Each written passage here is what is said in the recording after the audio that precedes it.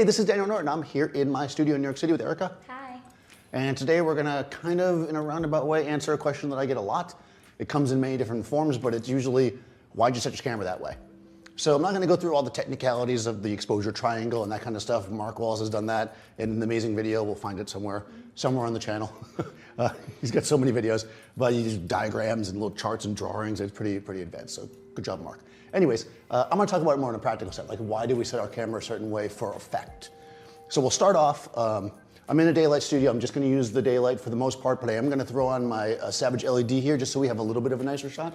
I mean, if you're gonna take the time to do something, you might as well get it a little bit nicer, right? Get a little pretty shot, right? Eric always has to have the pretty shot, right? Okay, so I have my camera here. This is a Nikon Z6, and this has the P mode. You know what that is? Perfect. Professional, exactly. Perfect is also good though, I like that, right? So when you put it in this mode, and I point it at Erica, I'm gonna go like that. Perfect. Not so much, right? It's a little bit dark. Okay, so the reason why it's dark is Erica's on white, that white background. The camera's trying to produce gray. That's what reflected meters do, right? So when you're in an automatic mode, you need to really keep in mind where you're at.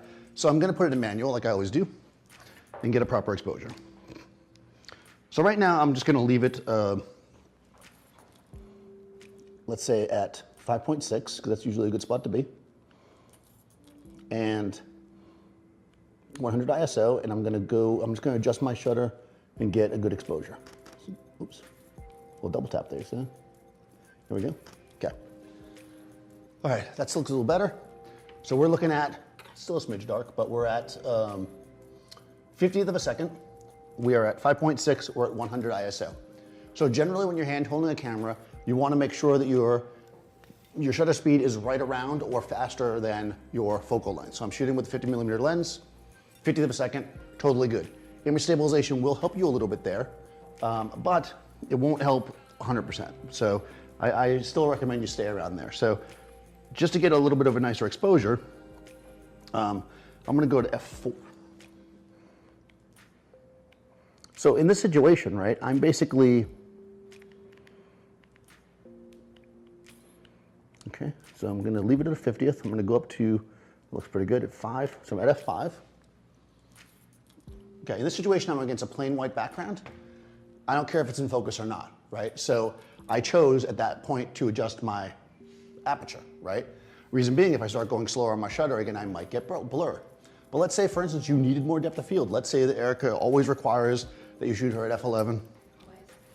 She's like, oh, you're not at f11? We can't work together. So when I get to f11 and I look through the camera at a 50th of a second, it's very dark, right? So now I start adjusting my shutter speed because I get stabilization. And I go down, let's say, to a 10th of a second. That looks pretty good. And I shoot.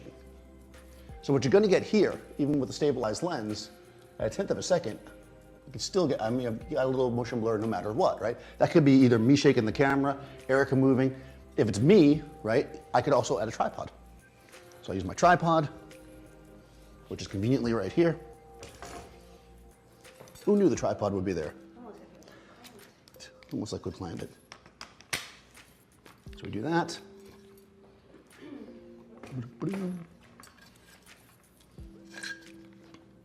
So we're on the tripod.